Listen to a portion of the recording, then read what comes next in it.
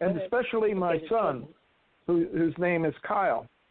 And what I came to realize is that he is the male child described in Revelation chapter 12, which is the reincarnation of the Christ Spirit, and he is the Messiah. He's now 53 years old, and he's very close to coming down. He's a pilot of a spacecraft, and he's going to come down and assume his position as the prophecy, old and new prophecy of the Bible proclaim. So that's basically my contribution from what I've learned. But we also know that this is part of the Anunnaki deception. Okay, Richard, what do you think? Okay. What's your response to Bruce's question? Well, I'm trying to decipher precisely the question. Okay, Bruce, you were very, very eloquent and very knowledgeable. So therefore, you were putting on a presentation as well as couching the question in the midst of it. Yeah. So if you could couch it for me more succinctly, I would be most appreciative. Yeah, you're both okay. I'd like to go on for both of you. Yeah. Okay.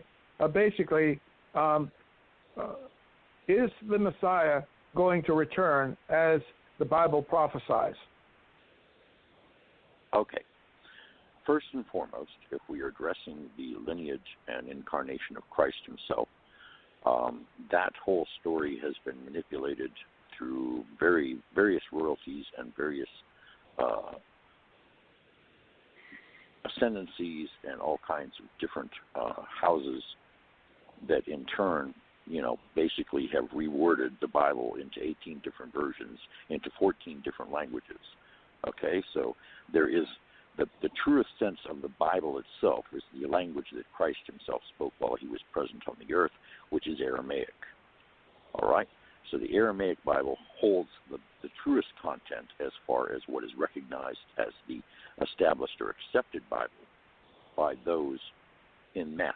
In other words, you have the Catholic Bible, you have the Greek Bible, you have the Roman Bible, and you have the Russian Bible, and you have the Ethiopian Bible, and you have the German Bible, and you have the Christian Bible, and so on and so forth. And all of these are parallel stories, but in different languages, and when you take the same story and translate it into a different language, it begins to transform and have different meaning.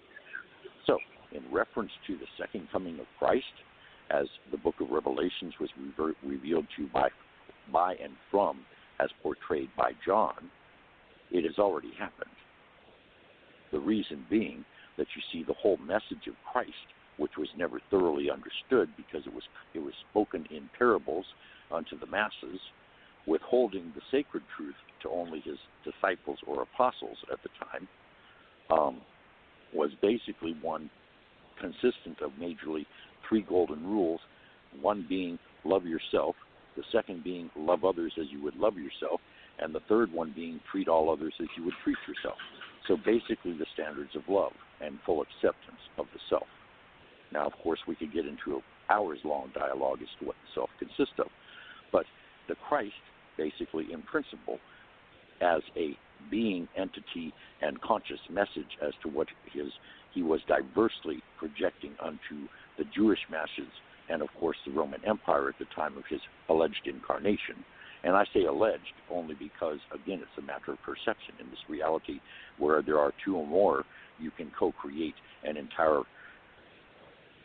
complete reality just based on the two of your thoughts melded together in an interdimensional and multiversal universe, okay?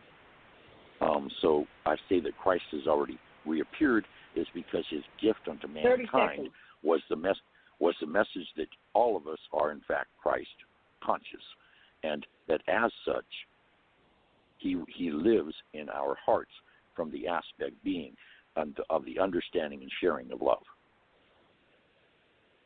Oh, thank you. Okay, on to Susan. Great answer. All right.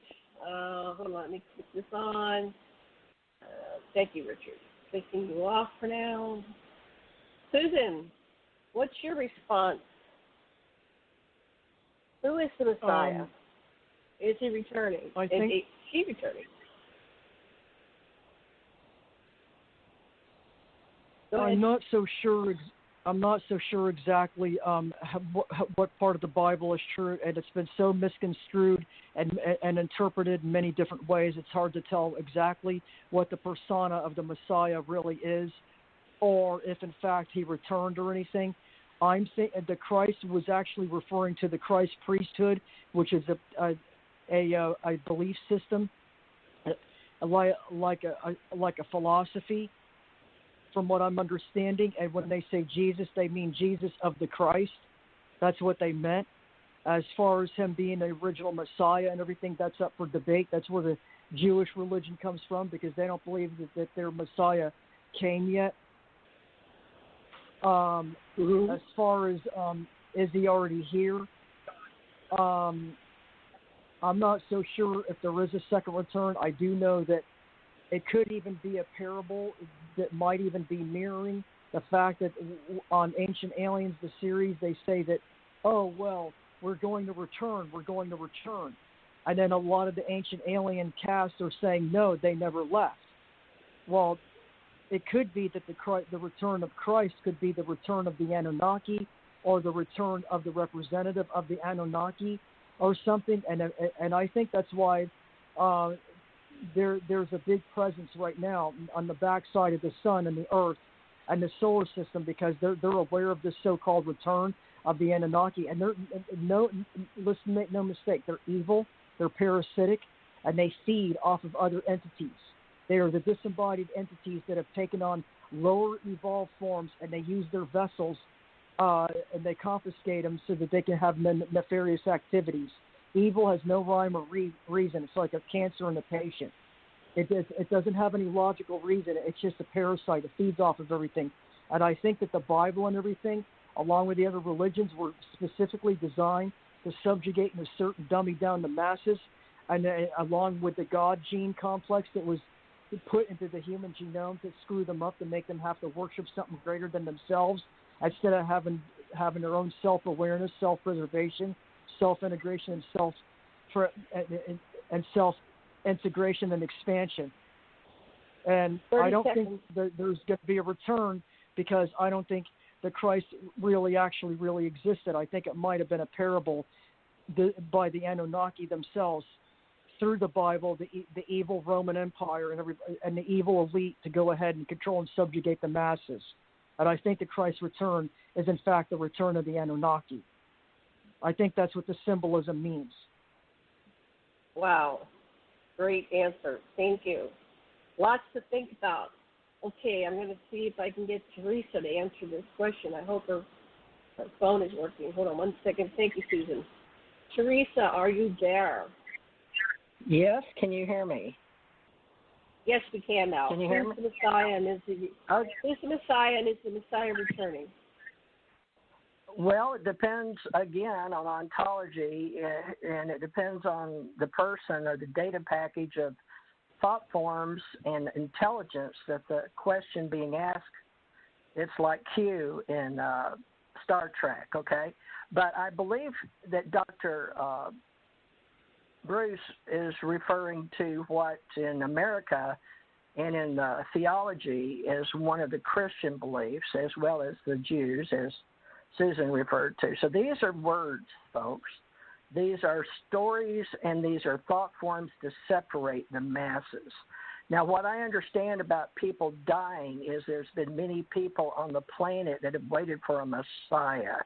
Now, the way science interprets the Christ in thought forms is like some famous people said, is, the greatest day is when you're born, and the second part of you is knowing why. And the Christ Messiah, I do write. I'm a writer, and I use Christ consciousness as a ministry for the universal life forms. And in the universes, we all know that people as humanoids get together And in order to tell themselves that they are going to be okay as individuals, they create critical mass consciousness. So Christ, the Messiah, is the critical mass conscious of the word God, but we've had many at many levels of meritocracy. But when you're God realized, as in the old New Age, which is no more because we have the Ascension Age now, the Ascension Age embodies the Christ consciousness in the new epoch of what we call time and space. So that's the answer is people come and go from this planet expecting to be saved from. So what it is the packet of intelligence inside your consciousness that you know that inside of biological, that is your you. How you think of as you, I. And when you think of the Christ consciousness, the Messiah is the we, you, they thought forms on the outside of you. So once you grow up and become awakened, you realize the inner and the outer is yes. There is no other. So there is no minus, there is no plus. There's only zero, which is all encompassing the Messiah Christ consciousness. Done. Excellent. Wonderful answer. Wonderful. Okay, I'll take a stab at this one. Okay. So the Anunnaki introduced the story of the Messiah, so people would keep looking outside of themselves for the answer, for someone to come in and rescue them, which is a way of disempowering humans, because humans, if they were dealing with too many humans and not enough Anunnaki. There was a couple incidents where humans realized that the Anunnaki could be harmed, they could be, they bled, that they had a form that was vulnerable. So they started religions in order to control the masses. So they started introducing this Messiah. Look for someone outside of yourself. You can't do it yourself. There's no way you can ever do it yourself. And that kept them from realizing that we are all Christ consciousness. On the higher level, we have the spiritual aspect. Who are these beings that come down periodically and walk among the sentient species of the planet and to help them evolve and become conscious and enlightened? Now, the historical Jesus, according to the Anunnaki and according to the researchers that I've worked with my own research, was actually Enki. And Enki, because he was such a long-time immortal being, wherever he traveled, he would get different names. So he's known by many names. In Egypt, he was Ptah, and he was Aquarius, he was, Neptune, Poseidon. He's got many names. And so do the gods. They all have many names because they were so long-lived and even so short-lived. But the wedding in Cana is actually the wedding between Jesus and Nimma. And Nimma is Mary and Jesus is Enki. Nimma and Enki were forbidden to marry because in order to settle a rivalry with the opposing faction, Anu had Enki wed Damkina, who was the daughter of the opposing force, in order to make a truce so they would stop the wars on Nibiru. So that hurt Nimma tremendously. She went off and got pregnant by Enlil. Their son was Ninurta. So finally, many thousands of years later, they worked through the politics of their family, and they said, screw this, we're getting married. So that's what the wedding at Cana was. The two of them finally got married, and they never left, and they're still walking around. And Mary, of course, is came to Fatima, and she's the Lady of Guadalupe, and he walked around into the Americas, and he's the big, tall, white guy that they were waiting for to return, et cetera, et cetera. So that's my humble opinion, but what do I know? Okay, we're going to put this. We have enough time probably for one more question. We're going to turn on Theresa's mic. Question for the group and answer it yourself. Take it away. Is it for Theresa? Is it Mike? Okay. Yes, regarding All right, thank you. I consider everybody a part of the Christ consciousness or the thought forms. And as individuals,